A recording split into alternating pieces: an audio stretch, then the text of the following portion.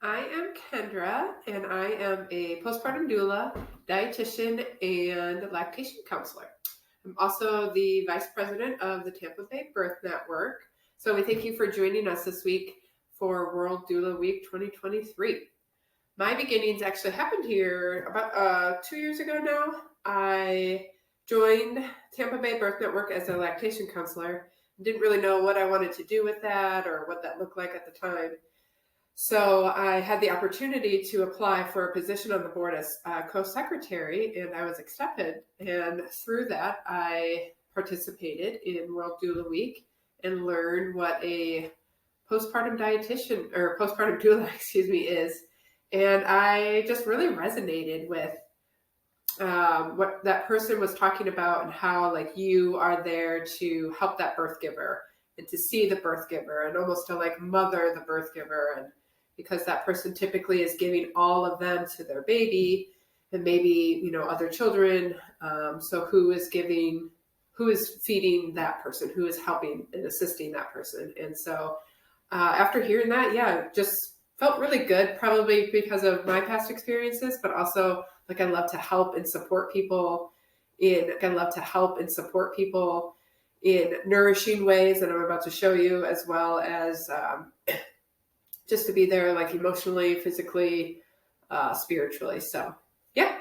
So with that, I will get us right into it. We are going to be making some protein balls, otherwise known as lactation balls, otherwise known as energy balls, or my 6-year-old likes to say the chocolate peanut butter balls, Mom. So there are so many recipes that you can be choosing from or to make these types of balls that you can't go wrong. Honestly, all of them are supposed to imply quickness, that you can make that, and also just a lot of like nutrition in them, and that they're easy on the go snacks to make. So I actually found this the other day at our local grocery store. It's the brand Kodiak, which often will have protein in their products. So you can make their waffles, their pancakes, stuff like that. And so they have now the protein balls, which I thought was kind of cool. All you need is this box and some peanut butter and honey, and you can get right at it.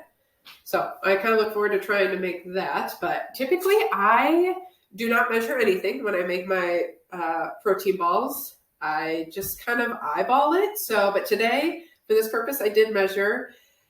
And so when you go to practice making your own, I want you to feel like, yeah, let's just eyeball. We're going to see. It doesn't have to be perfect.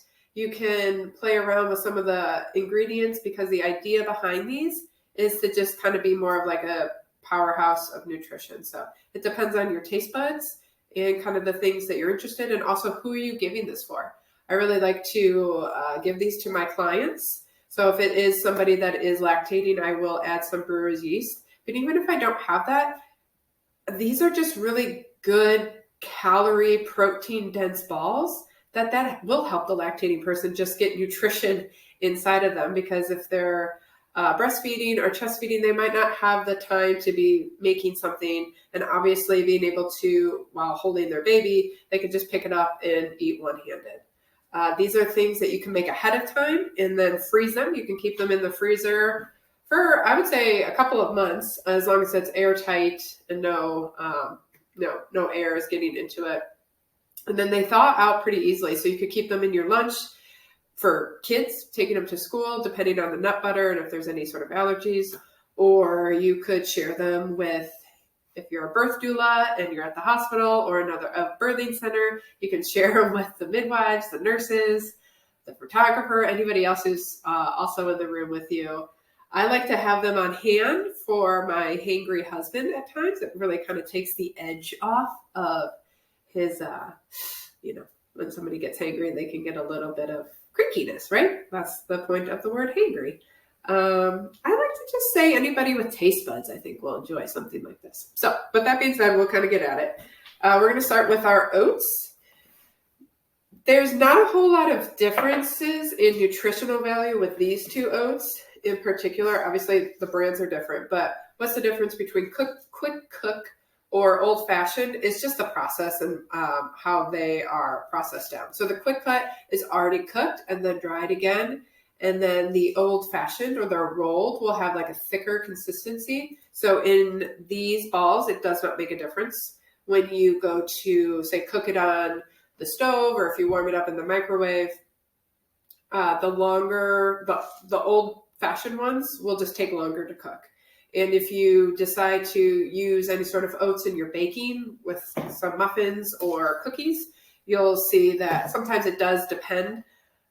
Like it can affect the thickness of things. So nutritionally, again, it's all about the same, but just so you know when you go to use it in other products and items that you'll see a difference here.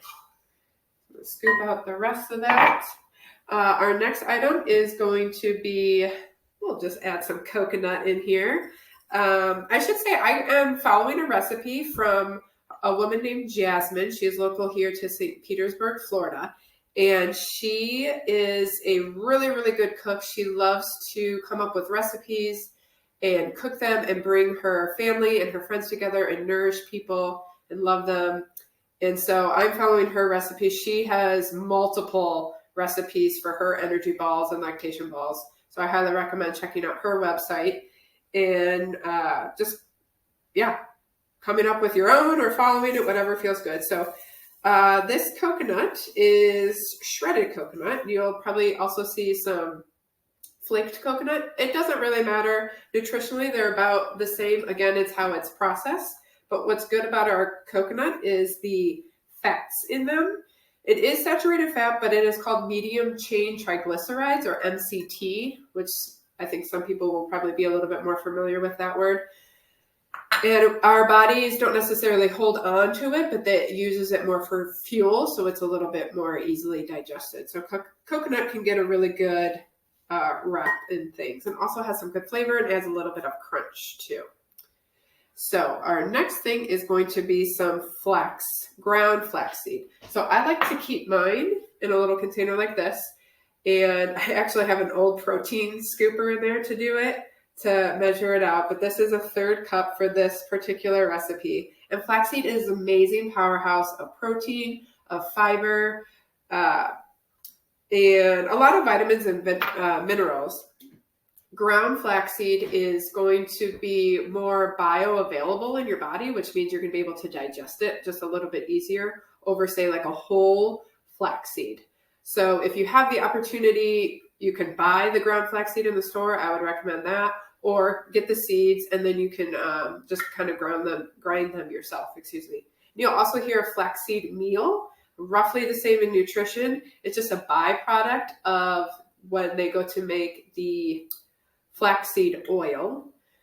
So again, it's still really good. Something like this, though, you're going to want to keep it in the refrigerator because of the healthier fats in there. It can go rancid, and not that it will necessarily have a big change in flavor if it goes rancid. You just won't be able to get the full nutritional benefit from it. So, and the fats in these are the omega-3s, which is really good for our cardiovascular health. Some other things that are not included in this recipe that I like to add at times are hemp hearts. This is from the cannabis stevia, I think is how you pronounce it. So it is like the soft part of the seed. There's no THC or CBD or anything like that. But this is a really, really good protein, plant protein substitute. If you are vegan or you are vegetarian, I would really recommend that you keep these on hand. It's kind of a little bit of a nuttier flavor. I do like to add it into my own recipe whenever I do it, but you can add this to avocado toast, your smoothies, your salads, your yogurt. It's really not that strong of a flavor. And for something so little, I believe the serving size is like a tablespoon. It's, I don't know, like 5 grams of protein or something. It's really an amazing, amazing seed. And then our next seed is going to be our chia seeds, which I'm pretty sure everybody is familiar with this in one way or another. This is also another powerhouse of nutrition with our protein, our fiber, really good fiber. It's got soluble and insoluble. So if you're having any issues with your digestive tract, so you might be having constipation or diarrhea, adding this to your diet, if it's not already in there, will not make it go one way or the other. It will just help you become a little bit more regulated. So I really want to make sure that we add these to our lactation balls in particular to help out with our lactating parents getting this extra fiber and extra protein here. So this recipe calls for 1 tablespoon. We'll just keep it in there. And I actually keep like an old coffee scoop in there. And that is also a tablespoon, so it makes it really easy. So those things I just kind of keep in my refrigerator. And that way I see it too, and I remember, oh, sure, I could add it to this recipe. It's not just stuck in my pantry and, you kind of forget about it. So our next ingredient is going to be vanilla. I just use this Watkins brand. I don't think it really makes a difference as far as flavoring, but I have heard, and I want to do more research on the ethically sourced vanilla. I know that's probably like a buzzword right now, but it's important to me to be like environmentally friendly because these things can get so expensive. And of course I'd want like the bigger one that's like the cheapest one, but why is this one, $5 versus like a little one that is $18? I don't really have the taste buds to know the difference in quality of the vanilla. I'm sure there is a giant difference that I just am not aware of, but also just as a little friendly reminder, ethically sourced too. And then our next ingredients. Oh, I do want to show you this. This is really cool. This is a triology. Oh, sorry, I can't pronounce that word. This has our hemp hearts, our chia seeds, and flax seeds. I think if you guys can see that. So it all comes into one. So you don't have to have all these separate containers if you don't want to, which is really nice. This is just found at like a bulk food store like GFS, or you might be able to find it at like a health food store, I'm sure, over than like your typical grocery store. But this is nice. Also, just remember to keep this refrigerated to keep everything as fresh as possible. I like to add extra protein powder to my energy balls, especially for the ones that are going to my lactating parents, just for the extra protein. This one in particular is vegan, so it has pea protein and chia seed protein in here. Again, just for the extra oomph of nutrition that will go into the ball to be eaten, because you really don't have to eat a whole lot to get a lot of the nutrition, maybe like 1, 2, 3 balls, but they are also very like sweet and nutritionally dense. So they do kind of fill you up a little bit, at least keep you satiated for a good 15 minutes. So this one is a vanilla flavor, and there's so many different flavors that you could try. There's chai, there's chocolate, there's probably some sort of berry you could do if you wanted, banana. I always just like adding vanilla to my stuff. And obviously, that could be used in protein smoothies, or I think some people like put water or milk into it and then they stir it around. So our next sweet is going to be some chocolate. So I personally like to use chocolate just because I'm a chocolate fan. The health benefits of dark chocolate is great. I use a vegan brand.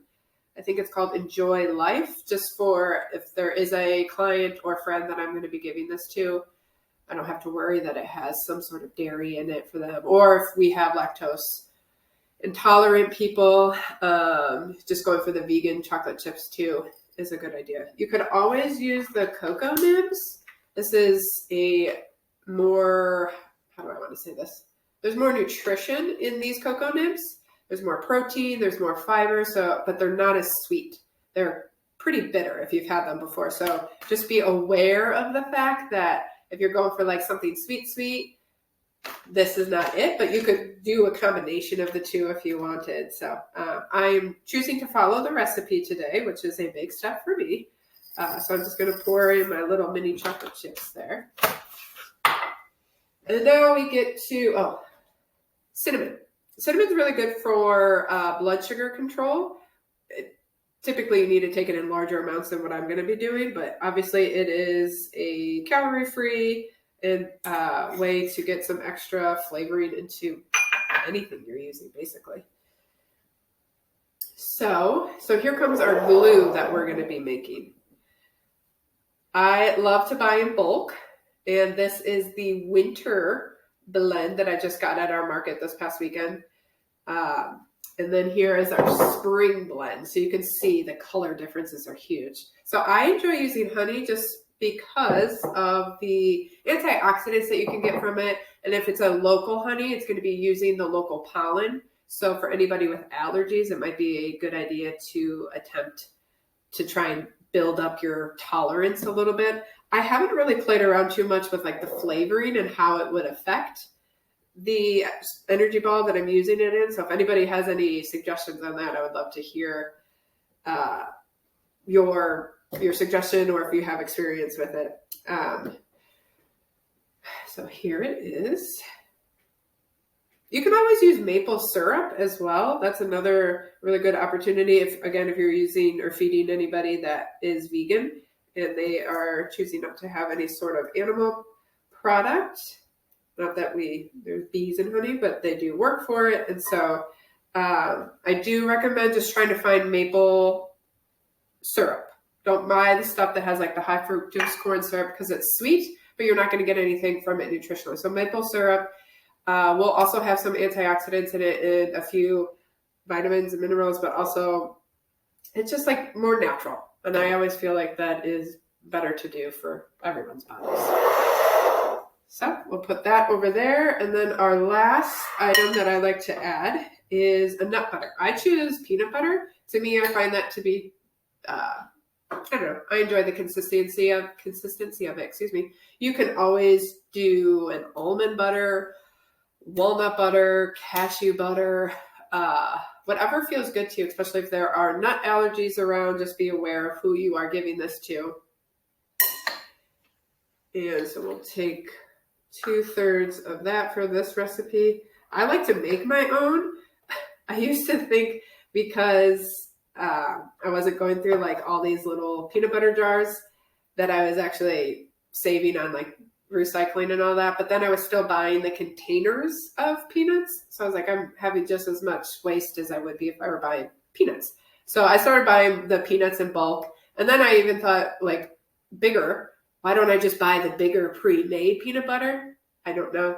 Honestly, I don't have a good reason as to why I don't do it. So that's a little bit about me. Now you know. I'm going to mix this up a little bit. Excuse my cold. Well, not a cold. I have allergies, and the pollen here in Florida right now is awful. We have yellow cars, even though your car may not be yellow. It's yellow just because it's covered in pollen. So please excuse this. So you're going to mix. This is something fun to do if you have young kids, nieces, nephews, if you're grandparents, depending on the season of life that you're in. This is a really fun activity to do together. And then you kind of get the instant gratification because you get to eat it right away. So I know my boys love making it because they just get all excited for the chocolate. But it's also really nice if you do live somewhere warm, you do not have to turn on your oven to get a sweet treat. So you don't have to turn on your oven to make cookies or cakes or muffins. It's already right here and it can be done pretty quickly. After you stir it all up together, it's going to get sometimes a little bit sticky. You can stick it in the refrigerator for about 5, 10, 15 minutes, whatever you feel good. And then you'll pull it out, and that's when you'll start to make the balls. I personally don't mind getting my hands a little bit sticky. So I kind of just make sure I mix it all up. And then that's when I start to form the balls. I will say the ball size does make a difference. Only because depending on who you're giving it to, some balls can be really big, and you might have to hold it and eat it in like 2 or 3 bites. Which is not the end of the world by any means. But if you have a toddler that you're giving it to, because if you choose to use peanut butter, it can get really sticky for them. It can get everywhere. Or a new parent holding a newborn baby, if they're sometimes like the oatmeal can crumble depending on how dry it ends up being. So I like to just do a little bit smaller ones so you can just like pop them in your mouth at one time. And then I'll show you. I made some balls for us to look at first. You can see those. So this is a lot. So this is something I would keep in the refrigerator, airtight, and it would be good for a while. I would say for like up to a week, but they typically only last like 2 days. So, excuse me, I'm not sure what a week would look like. When I do give it to friends, family, coworkers, clients, I like to put it in just containers because I know I'll get it back from them with like a little love note on here. This one says, "You are amazing." It's always nice to just get food and then like warm, kind words too, you know, a positive affirmation or what have you. Or I found these really cute bags. They're disposable bags, but you can always reuse them a few times. And so I'll stick it in there. I'm a little bit more on like the environmentally side of things. So use whatever you feel comfortable with, because in all honesty, you want to make it for you. You want to make it easy for you. Otherwise, you're never going to do it. So I want you to feel like you can have some fun with this and have freedom to try new things.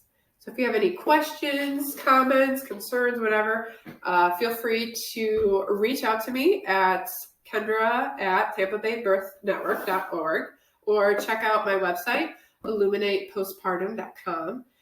There you'll find just some information on how to like normalize postpartum talk, how to help plan for your clients, for your friends, for yourself, because I really feel like planning for it as much as you can. Obviously, if you're a first-time parent, you have zero idea what's going to be happening, or even if you're a fifth-time parent, you're still a new parent because this is a new person. So how do you just set yourself up for success? I think that's super important.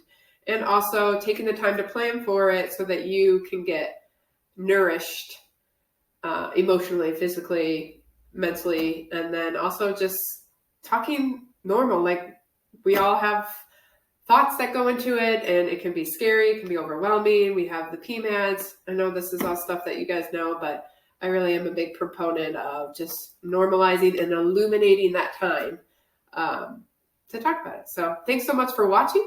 Thanks so much for listening. I hope you have a great day, a great week, or just have a week, because sometimes it's not always great, and that's okay. So love yourself, be kind, and thank you. Take care.